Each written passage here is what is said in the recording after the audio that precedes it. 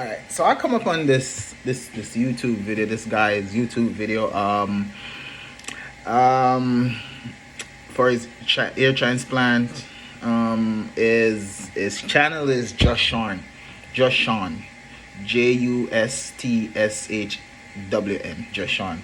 Said he almost died while doing an ear transplant. That thing is scary. Wow. So I'm just gonna react to this video. I'm gonna put it up here.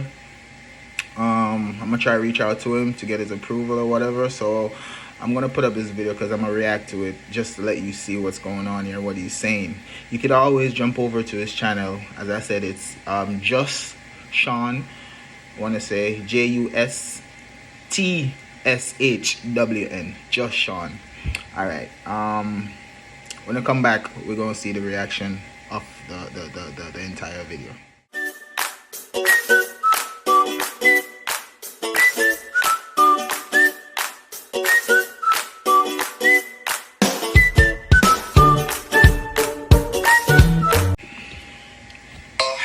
Try and keep this as quick as possible. My videos have been pretty long, and I'm not trying to be a long video maker.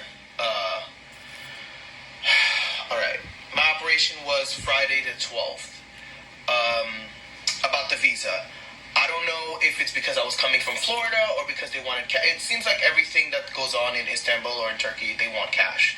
And they try and give you back Turkish money because they don't have the American money. Our money is maybe 6 or 7 times the amount of theirs. Get as much change as possible. In preparation, because I knew there was going to be other stuff I wanted to buy, I went with an extra $700 to $800 because I just was like, I'm gonna get whatever it is that I can get that's gonna help me Ballin'. out.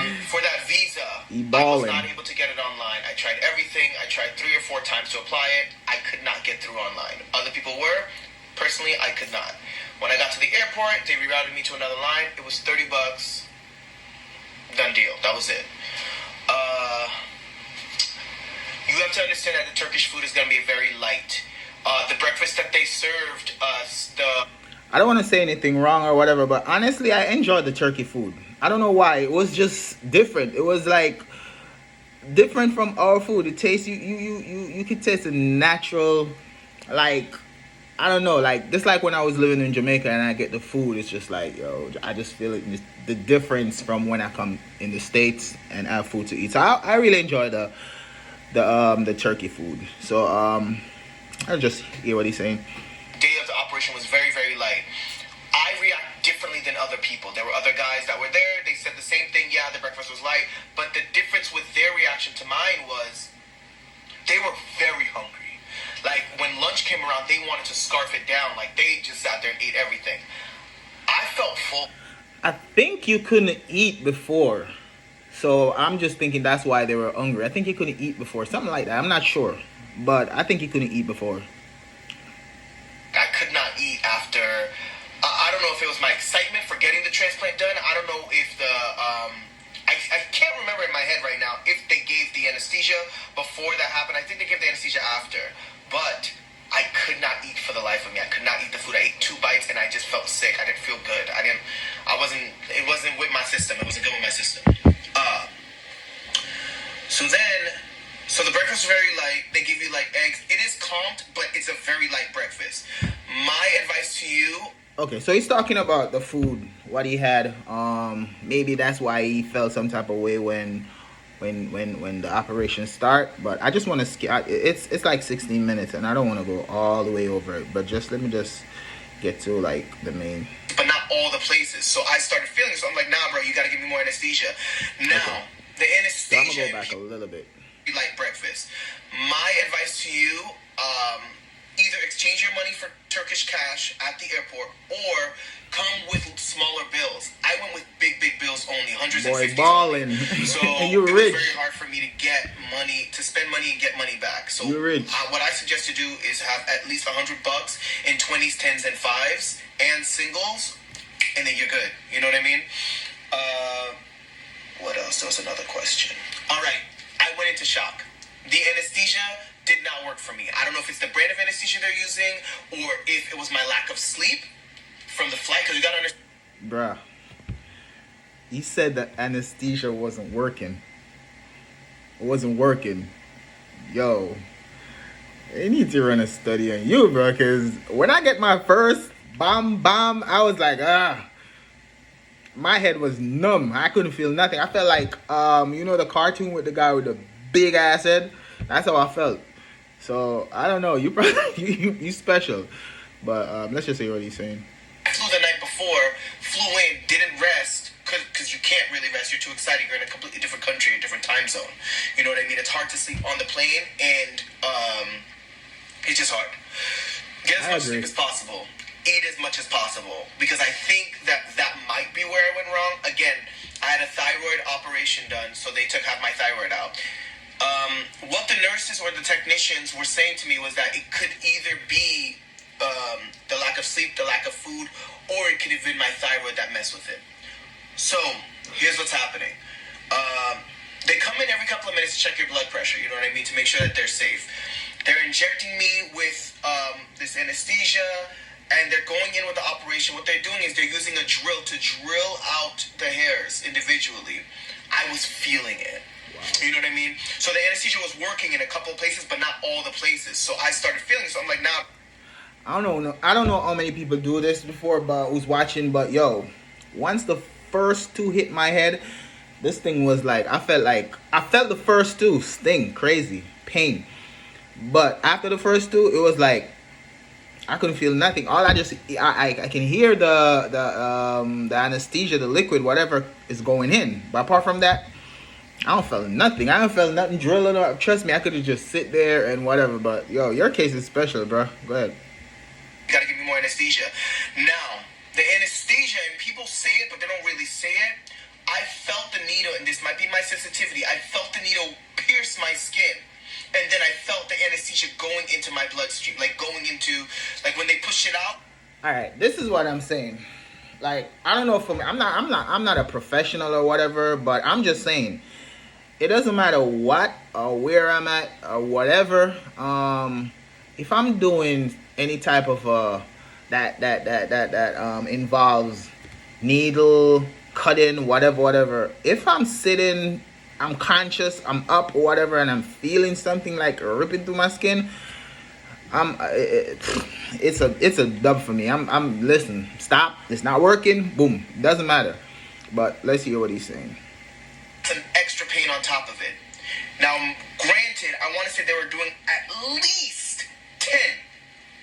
You gotta understand that's pain over and over again. I'm taking deep breaths. I'm clenching my fist. I'm like trying to breathe through it, like all that shit. But it was, and somebody had to hold my hand. That's how painful this was. And like I said, I've had this sliced open. And after this, I'm not laughing at you, but he said somebody have to hold my hand. Alright, sorry. Just finish up. I had everything, draining slowly for a couple of days. So I understand pain, but this was something else, like it was very painful for me. I don't know if it was my adrenaline. I don't know if it's because I was excited about the operation. Not sure. So that's going on all of a sudden, and granted, everything's done. They injected me. I'm like, okay, whatever. I'm chilling. I'm feeling good. They ask me if I need anything. I'm chilling. They come in and do the blood pressure stuff again. I tell them I need to go to the bathroom, but physically what I was feeling was I needed to pee and I needed to poop. I needed to do both of them. Your boy had to go to the bathroom. That's how I was feeling. You know what I mean? Okay, I'm just gonna run that part off of this, bro. You're doing way too much right now, bro. And stop type of thing. They don't want to do that. I understand. It's an 8-hour operation, and you're probably doing this every day, I don't know if their full-time works like our full-time. I don't know how many hours they're working a week. Next thing you know, I'm being lifted. They're like saying, hey, are you okay? Is everything okay? I'm like, I'm fine. I just need to use the bathroom. And they're like, are you okay? And I'm like, I'm fine. So we get out to the hallway, and I'm greeted with like a lot of people. I'm like, oh, this is new. What's going on? So then they're like, Sean, we need you to be careful. We need you to lay down. So they sit me or lay me down in the hallway. And they're like, someone's like holding my hand. And they're like, hey, just so you know, you're going into shock. Your blood pressure's really high. It's going high really fast right now. So I'm like, oh, shoot. I have nurses in my family. I have medical professionals in my family, whatever. My first instinct, and I'm not giving anybody any real like medical advice. What I'm saying is what I did what might have helped them. I stopped, I did not panic, and I started taking deep breaths. I started taking as deep breaths as much as possible. Bro, that was way too much, dog. Like, way too much, yo. What was going on with you, bro? Like, you have some, like, on the issues or whatever, because that's, like, that's the most, bro. My thing was, I didn't want to start flailing my arms because you gotta lock into the mindset that everyone around you is trying to help you, and it would not help them if something bad were to happen.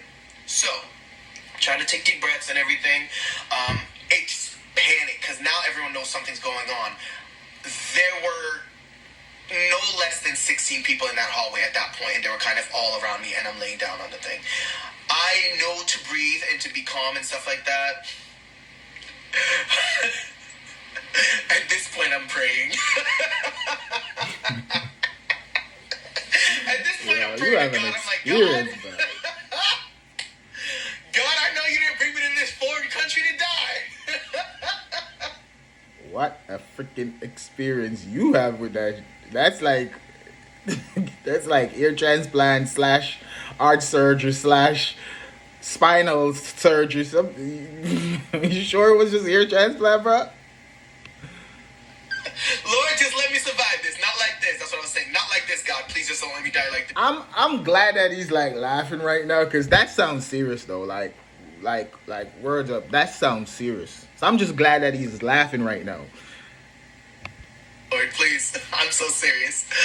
So these people are panicking and freaking out. They hit me with another IV. Oh, by the way, I'm hooked up to a whole IV. So while they're rushing me out into the hallway and laying me down, I'm hooked up to an IV, and they have that thing with the wheels. They come up with another IV, inject me right away. Like I said, I'm being complacent, so I'm just like this. Like, do what y'all gotta do, and I'm trying to breathe deeply. When they put the other IV into my system, that's when I felt the heat go up like this. If you go to the gym and you work out, which I do often, I take a lot of pre-workout. It felt like I had just taken a hit of pre-workout. Like my pre-workout just hit it. Like, just hit at that moment. I felt the heat go up like that, and that's when I was like, oh shit, I can't breathe. That's the... Really? You work out a lot, really? No, I'm sorry, I'm not. Moment that I felt something was wrong. So before me physically, Sean, knew something was wrong, I had to experience all of this and go through all of this and, like, you know, contextualize or, you know, translate what they were trying to tell me and how my body...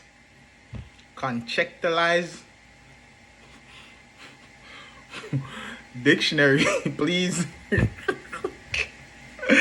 This dude, yo. Oh my god, yo. Follow this dude page, yo. This dude is funny. Follow this dude, yo. I swear. Just Sean. Follow this dude, yo. This dude is funny. Because I'm telling you, my body felt good. Like, I was like, yo, this anesthesia's kicking in. Your boy's good. I didn't feel anything until they put that second IV in. And then I was starting to come down. But to my body, that's when shit shot up. And I physically feel that feeling right now. Just heat rising up like that. And then I couldn't breathe. Then I couldn't catch my breath. And that's when they rush out an oxygen tank. And I think he was like... Probably he was scared of it. It could be. You know what I'm saying? Because I was... When I see my head swollen like a big freaking like... Brainiac... I probably was scared and just everything going through his mind. So now he's just can't control himself and everything going on. I think probably that's what's going on with you. So it's like it get you in that get mad hyper and everything. Like I just think that was going on. Cause this I'm listening to you, literally listening to you, and I'm feeling like, damn, this is the same surgery we did. Like, did I do that?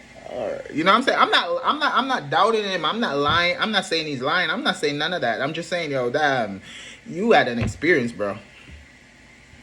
Oxygen. The rest of the operation, I didn't feel anything else. They just had me on oxygen. They just kept trying to, you know, get me good. Every time I had to use the bathroom, which you do because I've hooked up to 2 IVs at this point. They had to go with me, and I had to pee in front of someone. Then I had to pee in like a bowl or whatever in front of people. It's embarrassing, you know what I mean? But at that point, you've got to put your ego and pride aside. Listen, these people didn't reach out to me. I reached out to them. I put myself in this situation. I took took a flight 12 something hours. Facts though, facts. So we'll go to a foreign country to have this thing done, and now it's taken a turn for the worse. Like I said in my first video, this is a real operation. This is a real surgery. You know what I mean? I believe if I went to any other clinic and I was trying to like short the dollars or whatever the hell, like trying to pinch the penny, I could be dead right now. You know what I mean? Like if that wasn't handled the proper way, as you can minimize it as much as you want. That's another thing. I got a lot of people come to send me message and whatever, messaging me and stuff like that, and they're like really like upset with me that I'm not giving them go there or whatever. Like, I'm not responsible for that. I'm sorry. I'm not gonna tell somebody go. You ask me where I go, whatever, but I'm not saying go in there. You know what I'm saying? I'm not saying go in there. First of all, these people don't pay me. I'm not being sponsored by them. None of this. So I'm gonna get you, yo, go over there and what? Nah, that's why I told people, like, do your research. Do your research. Search for your stuff. Find places you could go to. Do your research. Do your research. Trust me. If that little situation was not handled the proper way, the way these people did, I believe I could have died in a foreign country, and I don't know how my body would even get back. Like, I'm not even thinking about that. I'm not gonna think about that. But they did what they had to do, and thankfully, my vanity did not cause my death. That was my biggest fear. All right, moving on. I talked about the going in shot. My semi-advice or whatever, I let the professionals do what they do. Don't cut corners. Don't go to these cheaper clinics. Go to either Azi Tarkan or here for Istanbul, like a reputable person, because you don't know how your body's going to react to anesthesia. This is a foreign country. You're going to another country. You have to understand you might react differently to their medication. If they might call it the same thing, you might react differently to their medication. You have to keep that in mind. It's very important and it's very serious stuff. All right. So, extra things. This is something that they recommended that I use. It's these two things right here. It's for the back of your head.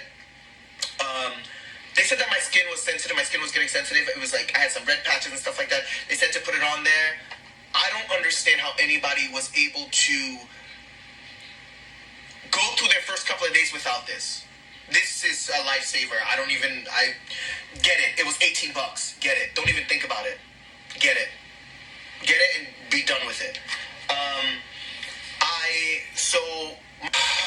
God, sorry about that, y'all. My card was full. I had to delete a couple of videos on there. All right, my graph count. In all the chaos, I wasn't able to. All that stuff flew out the window. Like I only want this certain crap.